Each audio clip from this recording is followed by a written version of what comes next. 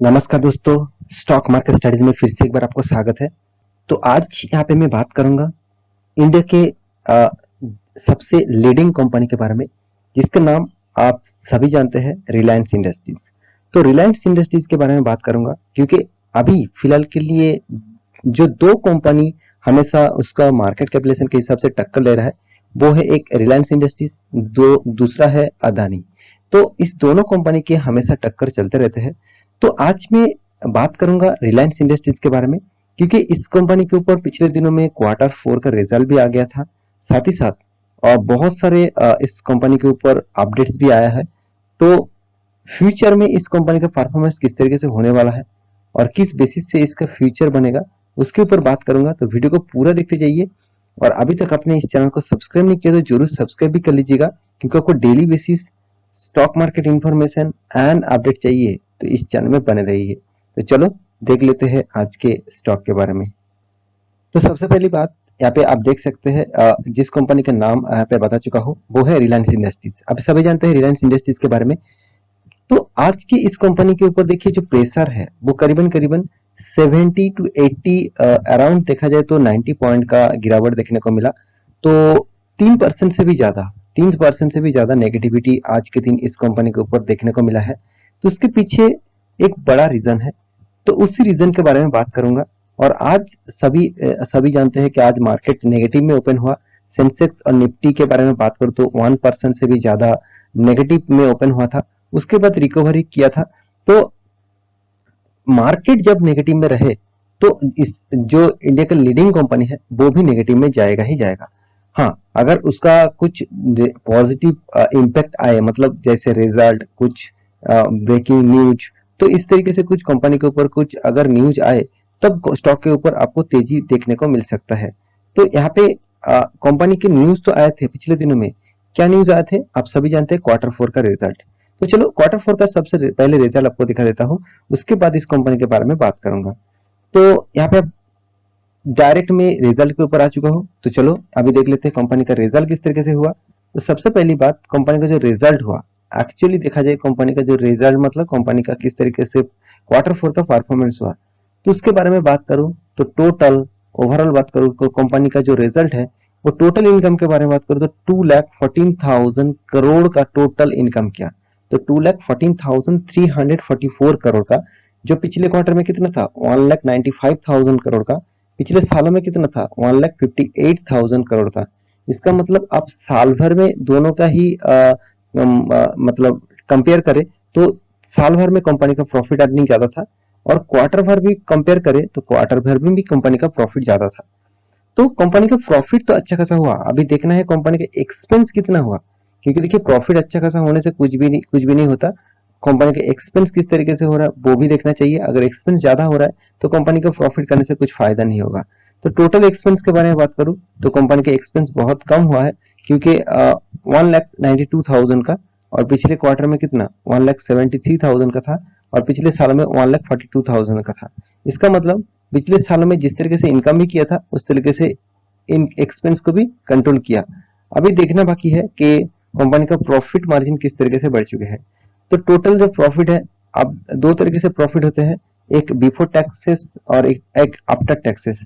तो आपको हमेशा आफ्टर टैक्सेस देखना होगा, क्योंकि टैक्स पे करने के बाद कंपनी ने किस तरीके से प्रॉफिट किया और किस तरीके से खुद का ग्रोथ किया, वो आपको एक अंदाजा वहां से ही आपको मिल ही जाएगा। तो चलो वो देख लेते हैं कंपनी का प्रॉफिट मार्जिन किस तरीके से है। तो टोटल यहाँ पे देखिए, total profit for the period. तो total profit for the period जो है, इस जगह पे आप टोटली मतलब आपको डेटा देखने को मिलेगा। तो यहाँ पे देख सकते हैं total profit for the period के बारे में बात करूं तो 18,000, और पिछले क्वार्टर में कितना था 20,000, पिछले साल में कितना था 14,900। तो यही एक पॉइंट है जिस पॉइंट के कारण आज के दिन मार्केट में 3% तक स्टॉक में गिरावट देखने को मिला।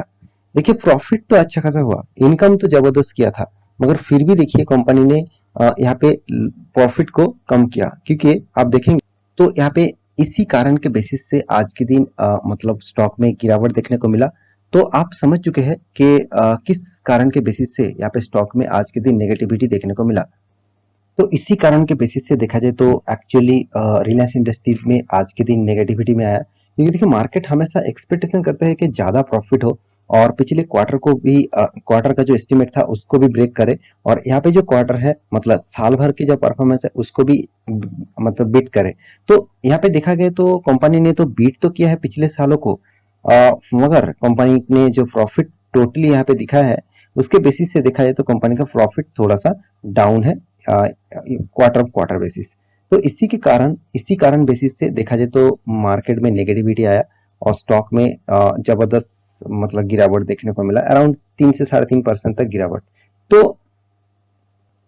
तो अभी इस कंपनी के ऊपर क्या करना चाहिए? सबसे पहली जो इम्पोर्टेंट बात आते हैं कि कोई भी स्टॉक में खराब रिजल्ट होने के कारण स्टॉक से बहुत सारे दोस्त निकल जाते हैं। देखिए अगर आप इस तरीके से न्यूज़ देखकर स्टॉक से मतलब बाहर हो जाएंगे तो आप कभी भी कोई भी स्टॉक से पैसा नहीं कमा पाएंगे, क्योंकि देखिए आपको हमेशा ये देखना है कि हर साल में हर क्वार्टर में कंपनी परफॉर्मेंस हमेशा ज़्यादा नहीं कर सकते, क्योंकि कुछ फेस्टिव मतलब कुछ टाइम होते हैं, कुछ टाइम पीरियड होते हैं, उस टाइम में ही कंपनी सबसे ज्यादा प्रॉफिट करते हैं। तो उसमें देखा जाए तो आपको साल भर में कंटिन्यूअसली कंपनी ने प्रॉफिट किया कि नहीं किया, वो आपको सबसे इंपॉर्टेंट चीज होने वाला है और उसको आपको देखना चाहिए। तो मेरे हिसाब से यहाँ पे जो एक्चुअली एक्चुअली जो कंपनी का हर एक्चुअली मंथ और month basis year of year basis जो रिजल्ट हो रहा है वो सबसे पहले आपको देखना चाहिए। तो चलो वो भी देख लेते हैं। तो उससे पहले कंपनी ने एक गुड न्यूज भी यहाँ पे दे चुके हैं, वो भी आपको दे दूं कि कंपनी ने जितने सारे दोस्त इस रिलायंस इंडस्ट्रीज के ऊपर निवेश करके रखे हैं तो उसको 8 रुपीज का मतलब यहाँ पे पर शेयर में आपको कंपनी डिविडेंड देने वाला है। तो देखिए डिविडेंड सबसे बड़ी इंपॉर्टेंट पार्ट होते हैं इन्वेस्टर के लिए। देखिए उसको तो रिटर्न तो मिलेगा कि नहीं मिलेगा वो तो डिपेंड करते हैं कंपनी के परफॉर्मेंस के ऊपर, मगर जो कंपनी कंटिन्यूअसली हर क्वार्टर में डिविडेंड दे रहा है इसका मतलब सोच लीजिए कंपनी में अच्छा खासा प्रॉफिट हो रहा है, तो इसी बेसिस से तो कंपनी डिविडेंड दे रहा है।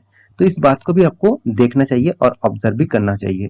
तो मेरे हिसाब से कंपनी जो डिविडेंड अनाउंसमेंट यहाँ पे किया है तो एक अच्छा खासा डिविडेंड अनाउंसमेंट कंपनी ने किया है, और मेरे हिसाब से आपको इस कंपनी के ऊपर ऑब्वियसली आप निवेश करके रखे हैं तो आपको कंटिन्यू जरूर करना चाहिए, क्योंकि देखिए कंपनी तो कोई छोटा मोटा कंपनी नहीं है। 17 लाख करोड़ का मार्केट कैप है इसका। तो 1 मिलियन से भी ज्यादा इसका मार्केट कैपिटलाइजेशन है। तो 1 मिलियन 7 मतलब 1 मिलियन से ज्यादा इसका मार्केट कैप है, तो मान के चलिए कितना बड़ा कंपनी है। और कंपनी का सबसे जो चीज मुझे सबसे अच्छा लगता है, कंपनी का पी रेशियो उतना हाई लेवल में आपको कभी भी देखने को नहीं मिलेगा। हाँ आप कहेंगे सर 30 के नजदीक है तो आप तो हाई ही बोलना चाहिए। देखिए 30 के नजदीक है, कोई इतना बड़ा कंपनी का 30 पी रेशियो मतलब कोई बात नहीं, ठीक ठाक लेवल में ही है। तो कंपनी का जो अभी फिलहाल का जो सिनेरियो है कंपनी 52 के नजदीक है। हाँ कुछ दिनों में मार्केट थोड़ा सा मतलब नेगेटिव रिएक्ट किया, तो उसके लिए मार्केट थोड़ा सा नेगेटिव रिएक्ट के कारण स्टॉक में थोड़ा सा गिरावट देखने को मिला जरूर। तो एक्चुअली देखा जाए तो कंपनी का जो परफॉर्मेंस हुआ वो यहाँ पे अच्छा खासा यहाँ पे देखने को मिला है। तो इस कंपनी के ऊपर बाकी बात करूँ तो आप देखेंगे इस कंपनी का जो परफॉर्मेंस है वो आपको बहुत शानदार दिखेगा और कंटिन्यूअसली शानदार दिखेगा, क्योंकि कंपनी सिर्फ एक बार नहीं कंटिन्यूअसली आप देखेंगे हर क्वार्टर में कंपनी प्रॉफिट को मेंटेन किया, और हर क्वार्टर में कंपनी का जो प्रॉफिट रेशियो है वो धीरे धीरे बढ़ते गए। तो अभी देखिए 16,000 करोड़ तक कंपनी का प्रॉफिट रेंज बढ़ गया। तो देखिए हर साल में कंपनी का प्रॉफिट बढ़ाना यही सबसे बड़ी बात होती है। लार्ज कैप टाइप कंपनी में आपको देखना है क्वार्टर बेसिस कंपनी प्रॉफिट कितना कर रहा है, उसके बाद आपको देखना है company year of year basis किस तरीके से परफॉर्मेंस कर रहा है। देखिए ईयर ऑफ ईयर बेसिस अगर कंपनी ने परफॉर्मेंस अच्छा खासा कर रहा है इसका मतलब आप समझ लीजिए कंपनी में पॉजिटिविटी ज्यादा है, तो इसलिए कंपनी का जो प्रॉफिट रेशियो है वो हमेशा मेंटेन किया। और अभी देखिए रिटर्न भी कंपनी किस तरीके से दिया, देखिए यहाँ पे सॉरी वो क्वार्टर का रिजल्ट था, अभी ईयर ऑफ ईयर देखेंगे तो देखिए 60,000 करोड़ तक कंपनी का प्रॉफिट मार्जिन बढ़ गया है। तो इतना ज्यादा प्रॉफिट मार्जिन को बढ़ा है। तो लास्ट मतलब आप देखेंगे तो 2021 में कंपनी का प्रॉफिट मार्जिन था 49,000 करोड़। इसका मतलब कंपनी ने कितना शानदार प्रॉफिट को मेंटेन किया, आप इस बात को भी ऑब्जर्व कर सकते हैं। और कंपनी का रिटर्न रेशियो देखिए, कंपनी देखिए पहले आप एक साल पीछे चले जाएंगे तो आपको रिटर्न ऑफ रेशियो इतना खास नहीं देखने को मिलेगा, मगर आप यहाँ पे कंटिन्यूअसली रिटर्न रेशियो आप देखेंगे तो आपको देखिए कितना शानदार रिटर्न यहाँ पे आपको देखने को मिलेगा। तो 10 साल में करीबन 22%, 5 साल में 31%, और 3 साल में 28% और 1 साल में 36%। ओवरऑल बात करूँ कंपनी आपको अच्छा खासा रिटर्न यहाँ पे दे रहा है। तो जो कंपनी इतना शानदार रिटर्न दे रहा है और उस कंपनी को आपको कंटिन्यू करना चाहिए, क्योंकि देखिए रिलायंस जैसे कंपनी बहुत दिनों तक एक साइड बेसिस पैटर्न में चला था, क्योंकि इसका चार्ट पैटर्न आप देखेंगे तो आपको पता चलेगा। तो आप एक्चुअली आप मैक्सिमम चार्ट पैटर्न देखेंगे तो देखिए बहुत दिनों तक कंपनी एक साइड बेसिस पैटर्न में चला था, तो उस लेवल को ब्रेकआउट किया और थोड़ा थोड़ा करके धीरे धीरे अपट्रेंड में गया। तो इस तरीके से कंपनी के ऊपर निवेश करना सबसे सेफेस्ट जोन आपको मतलब दिया जाता है, और एक एवरेज रिटर्न आपको कंटिन्यूअसली मिलता रहेंगे। तो मेरे हिसाब से इस कंपनी के ऊपर निवेश आप करके रखे तो लॉन्ग टर्म पीरियड के लिए होल्ड करिए। रिजल्ट थोड़ा सा खराब हुआ इसका मतलब ये नहीं कि कंपनी बर्बाद हो गया, तो आपको इस तरीके से कंपनी के ऊपर कंटिन्यू करना चाहिए मेरे हिसाब से। बाकी आप एक बार स्टडी करना, उसके बाद कंटिन्यू करना। तो आशा करता हूँ सारी जानकारी आपको मिल चुका है। मेरे वीडियो अच्छा लगे तो लाइक करना, दोस्तों के साथ शेयर करना और चैनल को सब्सक्राइब भी करना। मिलते हैं नया स्टॉक लेके, तब तक अच्छे से रहिए, अपने ख्याल रखिए, बाय बाय।